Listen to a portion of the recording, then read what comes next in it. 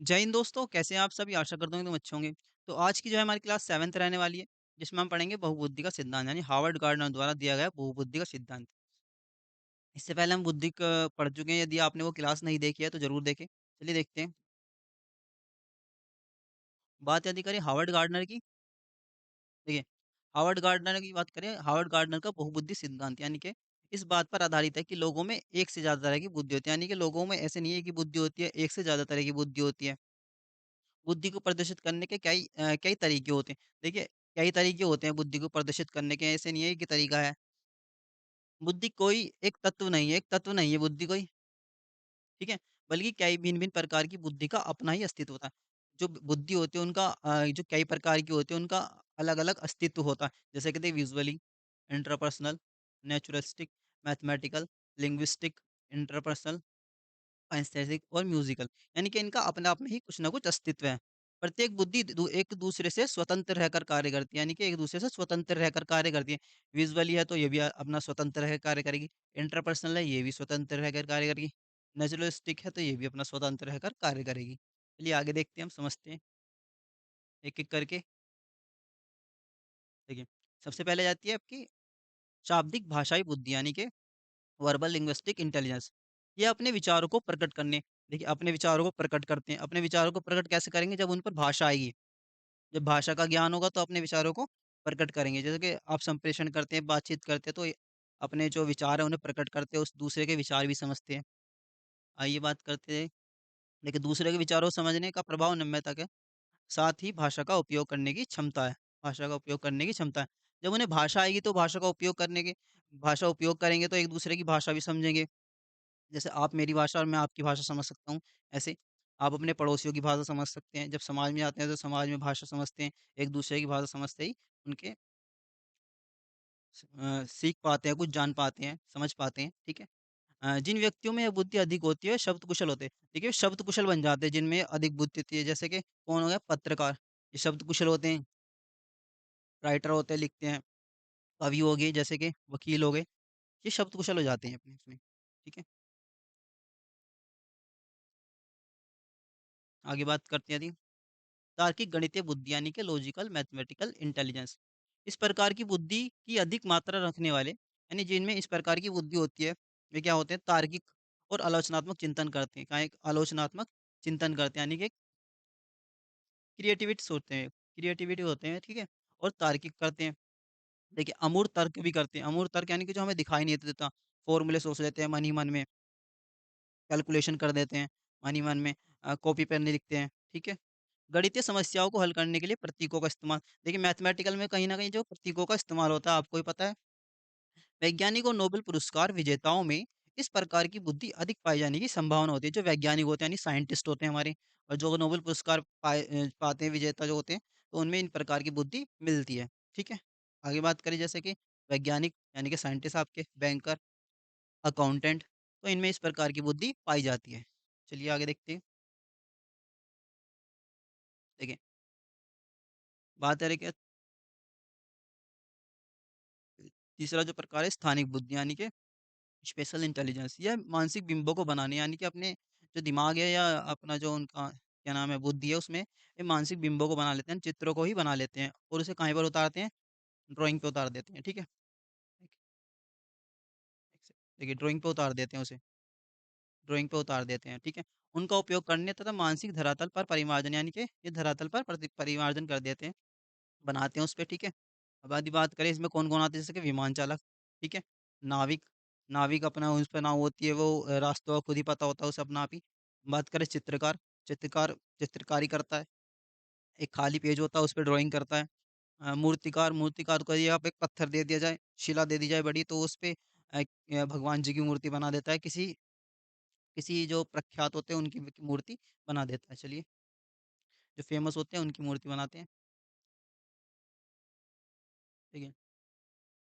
जो फोर्थ है आपका संगीतात्मक बुद्धि, यानी कि म्यूजिकल इंडिया। इस बुद्धि की उच्च मात्रा रखने वाले लोग ध्वनियों और स्पंदनों तथा ध्वनियों की नई अभिरचनाओं के सर्जन के प्रति संवेदनशील होते हैं। यानी कि इसमें जो बुद्धि रखने वाले होते हैं संगीत में अच्छे होते हैं, संगीत में कुशल होते हैं, उन्हें ध्वनियों का ज्ञान होता है। चलिए आगे बात करते हैं, जैसे कि सिंगर और इंटरटेनर। सिंगर और एंटरटेनर, ठीक है? आगे वाली बात करते हैं देखिए।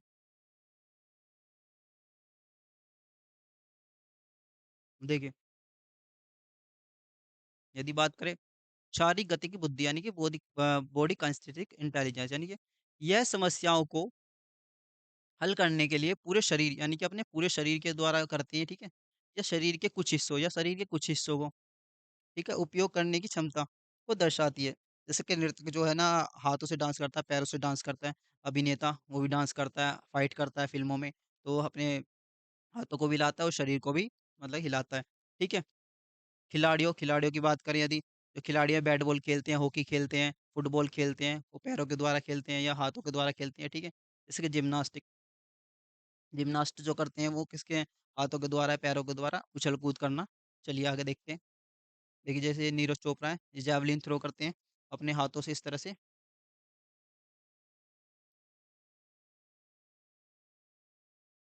चलिए आगे देखते हैं। देखिए, आगे यदि बात करें 6 नंबर पर अंतर्व्यक्तिक बुद्धि यानी कि इंटरपर्सनल इंटेलिजेंस यानी इस योग्यता द्वारा व्यक्ति दूसरे व्यक्ति की अभिप्रेरणा, उद्देश्यों या भावनाओं या व्यवहारों को सही दिशा करते हुए उनके साथ मधुर संबंध बना लेता है। यानी कि दूसरों के साथ मधुर संबंध बनाना, दूसरों को अपने बातें बताना, दूसरों को प्रभावित करना अपनी बातों से, ठीक है? इस प्रकार के व्यक्ति, इसमें कौन हो जाते हैं?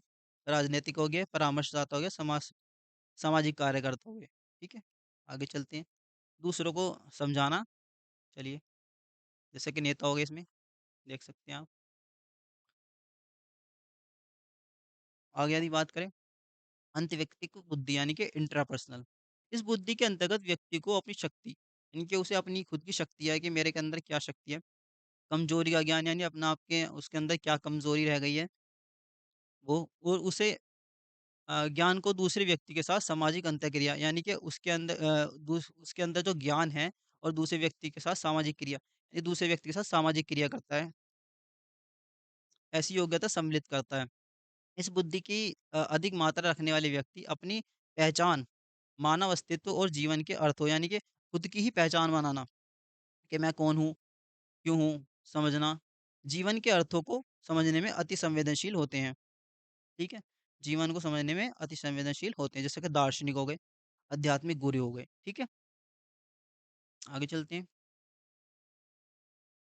देखिए प्रकृतिवादी बुद्धि, बात यदि करें, प्रकृतिवादी बुद्धि यानी कि नेचुरलिस्टिक लिंक इंटेलिजेंस। इस बुद्धि का तात्पर्य प्रकृति पर्यावरण से हमारे संबंधों को पूर्ण अभिज्ञत से है। यानी कि ये कौन होते हैं? ये प्रकृति से प्यार करने वाले होते हैं, जैसे किसान हो गए आपके, पर्यटक हो गए, वनस्पति वैज्ञानिक हो गए, शिकारी जो हो गए। ये इन प्रकार जो हमारी प्रकृति में हो रहा है उस पर ध्यान रखते हैं। जैसे कि विभिन्न पशुओं या वनस्पति के सौंदर्य का बोध कराना, यानी कि देखिए विभिन्न पशु-पक्षी हो गए और वनस्पतियों के सौंदर्य का बोध कराने वाले, यानी कि इन्हें बोध होता है, इन्हें ज्ञान होता है इसका, ठीक है? कराने की, तथा प्रकृति पर्यावरण को सूक्ष्म विभेद यानी कि उसे बहुत बारीकी से देखना, यह बुद्धि सहायक होती है, ये बुद्धि सहायक होती है, ठीक है? देखिए जैसे देखिए जैसे किसान है, इन्हें ज्ञान होता है खेतों का, पेड़ों का, बीजों का, सब चीज़ का।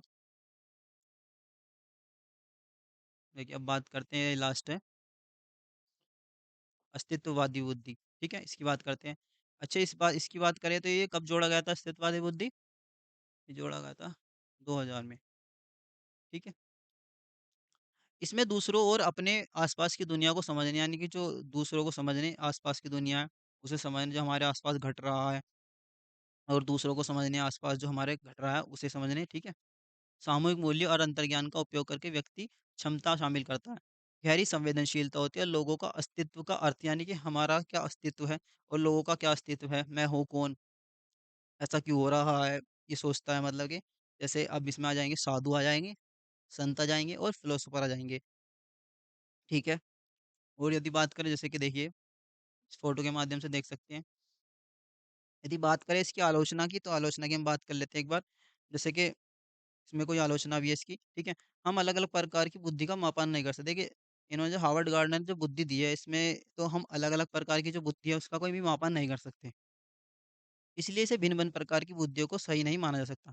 कहीं न कहीं देखिए जो क्या नाम है, कहीं न कहीं इन्हें ना मतलब इन भिन्न-भिन्न प्रकार की जो इन्होंने बुद्धि दी है, इसे सही नहीं माना जा सकता। किसके द्वारा नहीं माना जा सकता? यदि बात करें जिन्होंने बुद्धियों के सिद्धांत दिए हैं, उनके द्वारा इन्हें सही नहीं माना जा सकता। ठीक है?